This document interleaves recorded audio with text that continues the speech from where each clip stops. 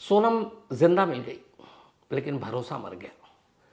मुझे याद है पिछले एक हफ्ते से हर दिन कहानी में सोनम के सुरक्षित सकुशल हिफाजत से जिंदा घर लौटाने की मैं दुआ मांग रहा था।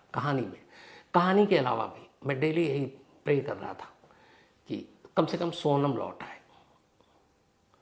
लेकिन सुबह सुबह जो खबर आई उसके बाद वही जो मैंने कहा कि सोनम तो जिंदा मिल गई, दुआ कबूल ही, लेकिन भरोसा मर गया। जिस सोनम के वापस सकुशल लौट आने की हम सब दुआएं मांग रहे थे, वही सोनम इस रूप में सामने आएगी। राजा रघुवंशी के कातिल के तौर पर उसका नाम लिया जाएगा। क्या कहूं, कितनी बार वैसे ये भरोसा टूटा है। अपनी क्राइम रिपोर्टिंग के इस करियर में ऐसा कई बार मैंने देखा है, जो दहाड़े मार मार कर रो रहे थे, बेहोश हो रहे थे, आखिर में वही कातिल निकलते हैं, वही गुनहगार निकलते हैं। अजीब है ये।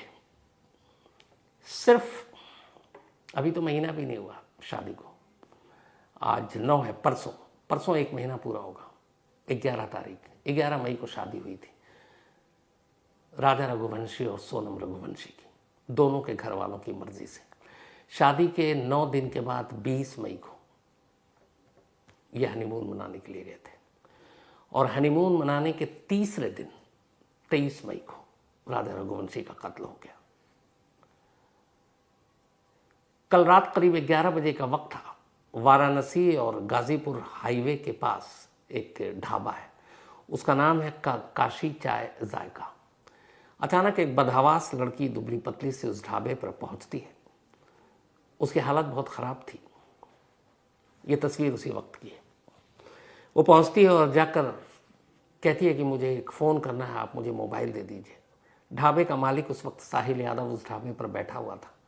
रात 1 बजे एक लड़की को अकेला तन्हा इस हाल में देखकर वो भी घबरा जाता है, उसे ढाढ़स बनाता है, पानी देता है पीने के लिए और फिर मोबाइल देता है। लड़की एक कॉल करती है, कॉल अपने भाई को, उसी गोविंद को, जो 26 मई से मेघालय में अपनी इसी बहन की तलाश में दर दर भटक रहा है। वो गोविंद को फ़ोन करती है, कुछ कहती है, फिर गोविंद उसे वापस कॉल करता है, वीडियो कॉल उसी नंबर पर साहिल यादव के। फिर वो बताती है कि मैं ठीक हूँ, मैं यहाँ हूँ। उसके बाद गोविंद ढाबे वाले से यानी साहिल यादव से फिर बात करता है और पूछता है कि आपका पता क्या है। साहिल यादव बताता है कि मेरे दुकान का नाम ये है, मैं वाराणसी और गाजीपुर हाईवे पे एक ढाबा है। तो वो कहता है कि आप, ये मेरी बहन है, इसका नाम सोनम रघुवंशी है। साहिल यादव भी ये खबर देख चुका था राजा और सोनम की गुमशुदगी की। वो कहता अच्छा मैं पहचान गया।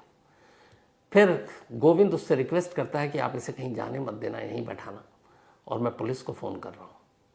वो कहता ठीक है। वो उसे पानी वानी देता है। वो रो रही थी, थोड़ी बदहवास थी। एक महिला भी थी ढाबे पर, वो उसे ढाढ़स बताती है। फिर रात करीब 2:30 बजे पुलिस पहुंचती है ढाबे पर। शायद गोविंद ने इन्फॉर्म किया था। पुलिस आती है, उसे अपने साथ उसकी हालत देखकर अस्पताल ले जाती है। अस्पताल ले जाने के बाद फिर उसे वो एक गाजीपुर पुलिस की एक जगह थी जहाँ सिर्फ महिलाओं को रखा जाता है, वो वहाँ सोनम को ले जाती है। तब तक ये खबर वहाँ मेघालय पुलिस, जो बीते करीब 16, 17, 18 दिन से इस केस में लगी है, तलाश कर रही है, और मेघालय पुलिस की काफ़ी खिंचाई बुराई भी हो रही थी, उन तक पहुँचती है। मेघालय पुलिस तक ये खबर पहुँचती है। मेघालय पुलिस की एक टीम फ़ौरन वहाँ से रवाना हो जाती है।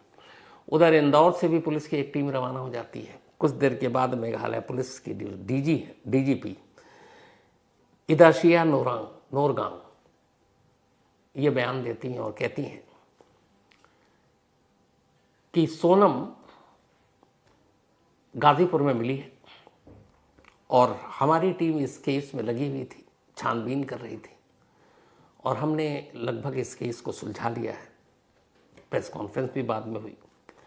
उन्होंने कहा कि अब तक इस केस के सिलसिले में सोनम को लेने के लिए मेघालय पुलिस की एक टीम गाजीपुर जा रही है और वो वहाँ से उसकी ट्रांजिट रिमांड लेगी, अपने साथ ले आएगी, क्योंकि केस मेघालय का है।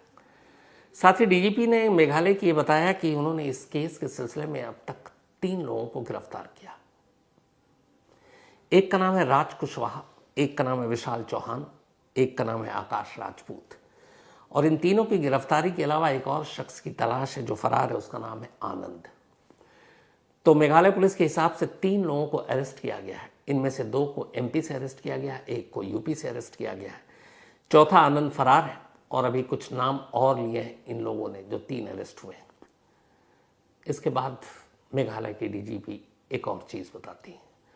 वो कहती हैं इन तीनों को इसलिए अरेस्ट किया है क्योंकि ये तीनों राजा रघुवंशी के कत्ल के मुलजिम हैं। इन्हीं तीनों ने कत्ल किया और इनके साथ कुछ और साथी हैं।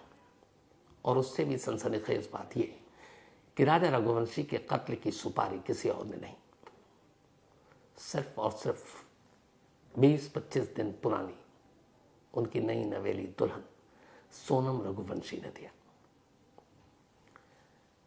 सोनम रघुवंशी को मेघालय पुलिस लेकर जाएगी। 3 लोग अरेस्ट हैं, एक फरार है, कुछ और लोगों के नाम हैं। और इसके बाद सारी कहानी सामने आएगी। लेकिन फिलहाल जो कहानी मुझ तक पहुंची है वो ये है कि 11 मई को शादी हुई थी। शादी के बाद मैंने आपको पहले भी कहानी में बताया था कि जो सोनम रघुवंशी के घर के ज्योतिष थे, पंडित थे, उन्होंने ये कहा था कि कम से कम 5 जून से पहले सोनम को कहीं बाहर नहीं जाना चाहिए। उन्होंने बाकायदा विदाई का भी मुहूर्त निकाला था। और शादी के तीसरे ही दिन सोनम अपने ससुराल पहुंचती है। उस वक्त तक हनीमून का प्लान नहीं था। घर वालों ने पहले श्रीनगर का बनाया, लेकिन श्रीनगर में पहलगाम हुआ, फिर वो श्रीनगर जाने का, कश्मीर जाने का पहले जो प्लान कैंसिल हो गया। लेकिन अचानक 2 दिन पहले 18 मई की बात है, एक रोज सोनम राजा से कहती है कि हनीमून पर चलना है और हम मेघालय जाएंगे। राजा अभी जाने के मूड में नहीं था। घर वालों ने कहा था अभी नहीं जाना। राजा ने घर वालों को बताया, माँ ने उनकी समझाया कि अभी मत जाओ। तब सोनम पहली बार राजा को बताती है कि मैंने तो टिकट भी बुक करा दी, 20 मई की टिकट बुक है। अब जब टिकट बुक हो गई तो फिर राजा के पास कोई ऑप्शन नहीं था और 20 को ये लोग निकल गए। असल में ये टिकट साजिश की पहली कड़ी थी। सोनम चाहती थी कि राजा को अपने साथ मेघालय ले जाए, क्योंकि आगे का प्लान मेघालय में ही तय हुआ था। और ये तय किया था उसने अपने एक दोस्त, जिसका नाम भी राज कुशवाहा है। वो राजा था ये, लेकिन राज कुशवाहा के साथ इन दोनों ने मिलकर सुपारी दी थी राजा रघुवंशी की। यानी शादी के 9 दिन के अंदर अंदर पत्नी अपने पति की सुपारी दे चुकी थी, 20 से पहले ही। 18 को जब टिकट हुआ तो ये सुपारी देने के बाद जब सब कुछ प्लान बन चुका तभी ये लोग निकले थे। यानी शादी के हफ्ते भर के अंदर अंदर सुपारी दे दी गई, मेघालय ले जाया गया। अब सुपारी किलर भी मेघालय में था। एक वीडियो आया था परसों सैटरडे को। उस वीडियो में करीब 4 मिनट से ऊपर का वीडियो है और उसमें बाकायदा सोनम एक स्कूटी पे राजा के साथ दिखाई दे रही है। वो अपने जैकेट स्कूटी के अंदर रख रही है, वही जैकेट जो एक बाद में मिला था रेनकोट। अब वो सड़क पे कैसे मिला पता नहीं। जिस गाइड के साथ इन लोगों ने एक दिन गुजारा था सोनम और राजा ने, उस गाइड ने बाद में पुलिस ने पूछताछ की और गाइड ने एक खुलासा किया। उस खुलासे ने इस केस को सॉल्व करने में बड़ी मदद पहुंचाई। उस गाइड का कहना था कि एक रोज जब हम आ रहे थे तो राजा के साथ 3 और लोग थे। वो तीनों राजा के साथ चल रहे थे और उसके पीछे पीछे चल रही थी सोनम। शायद चढ़ाई थी, सोनम थकी हुई थी, उपवास भी था उसका। तो वो तीनों और राजा चल रहे थे। तो गाइड से पूछा गया कि वो क्या बात कर रहे थे, आपने सुना? उसने कहा कि हाँ वो लेकिन सारे हिंदी में बात कर रहे थे और मुझे हिंदी ठीक से नहीं आती, इसलिए क्या बात हो रही थी मुझे नहीं मालूम, लेकिन वो साथ थे। अब शक यही है कि वो तीनों भाई सुपारी किलर थे और पीछे पीछे चल रही थी सोनम। उसी के बाद प्लान के तहत शायद 23 मई को ही राजा का कत्ल हुआ। लाश को खाई में फेंक दिया, क्योंकि वो लोग खाई वाई जानते थे कि यहाँ से मुश्किल है। लेकिन अब 23 के बाद से सोनम कल से पहले यानी 8 तारीख से 8 जून से पहले तक कहाँ कहाँ थी, इसकी कड़ियाँ जुड़ रही हैं। मेघालय पुलिस इसका खुलासा जल्दी कर देगी। पूछताछ हो रही है। यूपी पुलिस पूछताछ कायदे से ऑफिशियली कर नहीं सकती क्योंकि ये केस उनका नहीं है, मेघालय का है, मेघालय पुलिस का है। लेकिन उसके बाद फिर सोनम पहुंचती है गाजीपुर कल रात 1 बजे। अब सवाल यह कि सोनम ने ऐसा क्यों किया, तो एक नाम आ रहा सामने, वो नाम है राज कुशवाहा का। राज कुशवाहा इंदौर का रहने वाला है। सोनम के पिता की एक फैक्ट्री है जो उनका बिजनेस है प्लाईवुड का, मैंने आपको पहले ही बताया था।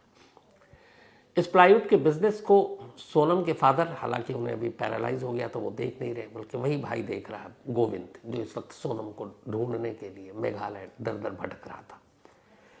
तो सोनम ने अपनी पढ़ाई के बाद इसी अपने फादर की इस कंपनी प्लाईवुड में बतौर HR हेड ज्वाइन किया। फैमिली बिजनेस था और इसी कंपनी में एक मैनेजर था। इस मैनेजर का नाम है राज कुशवाहा। कहते हैं कि इसी राज कुशवाहा और सोनम के बीच दोस्ती थी। दोस्ती क्या, शायद प्यार था। और जब शादी हुई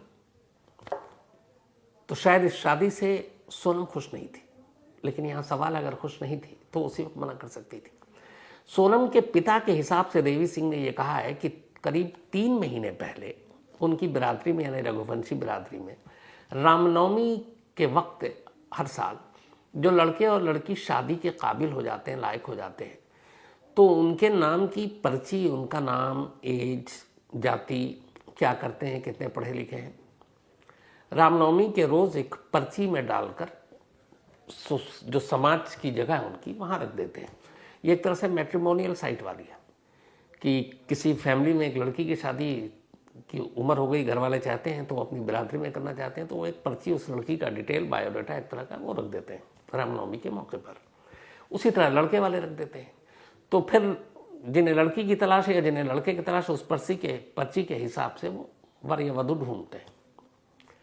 तो इन्होंने भी पर्ची डाली, उधर राजा रघुवंशी के घर वालों ने भी डाली। दोनों पर्ची दिखा, लड़के ने लड़की वाले की देखी, लड़की ने लड़के वाले की, उन्हें सारी चीज़ें ठीक लगी। उसी के बाद, इससे पहले ये दोनों परिवार एक दूसरे को नहीं जानता था, ना राजा का परिवार ना सोनम का। तो जब पर्ची दिखी, दोनों परिवार को लगा कि लड़का ठीक है, लड़की ठीक है। इसके बाद बातचीत बढ़ी। फरवरी का महीना था, दोनों पहली बार मिले और फरवरी एंड होते होते दोनों का रोका हो गया। उसके बाद शादी की तारीख तय हुई है 11 मई, शादी कर दी गई। तब तक सोनम बिल्कुल अपने घर वालों की मर्जी के हिसाब से सब कुछ कर रही थी, लेकिन कहीं ना कहीं शादी के वो खिलाफ थी। लेकिन नहीं, इसमें सोनम के माता पिता का कोई कसूर है, न उसके उस भाई का जो उसे दर दर मेघालय में पिछले 15 दिन से ढूंढ रहा है, न किसी और का। उनके पिता, अगर आप भी इस बात में साजिश की बात कह रहे हैं, तो उनका कसूर इसलिए नहीं है कि उन्हें पता ही नहीं कि उनकी बेटी और उस राज के बीच में क्या चल रहा था। उन्हें तो वही सच है कि शादी हुई उसकी मर्जी से हुई। लेकिन सोनम इस शादी से शायद खुश नहीं थी और यही वजह है कि शादी के सिर्फ 9वें दिन हनीमून पर जाती है और शादी के 1 हफ्ते 7वें दिन ये साजिश बनती है, सुपारी देती है और मेघालय ले जाकर अपने पति का कत्ल करा देती है। धीरे धीरे सारी जो चीज़ें हैं, अभी चूंकि ये सुबह से सारी पुलिस लगी है, शाम होते होते और भी डिटेल आएंगी। तो पूरी डिटेल कैसे, कब, क्या हुआ, कैसे वो वहाँ से चली, फिर मैं आपके सामने रखूँगा। लेकिन फिर वही कहूँगा कि सोनम तो जिंदा लौट आई, पर भरोसा मर गया। उसकी वजह यही कि ना जाने कितने लोग, मेरे घर के अंदर भी यही कह रहे थे कि बस वो बेचारी मिल जाए। जो राजा के घर वाले हैं, वो लोग तक कह रहे थे कि एक बच्चा तो चला गया, कम से कम बच्ची लौट आए। इंदौर के लोग प्रार्थना कर रहे थे, देश भर के लोग कह रहे थे, हर जगह चर्चा थी सोनम की। मेघालय पुलिस के बारे में बातें होने लगी कि वो ढंग से जांच नहीं कर रहे।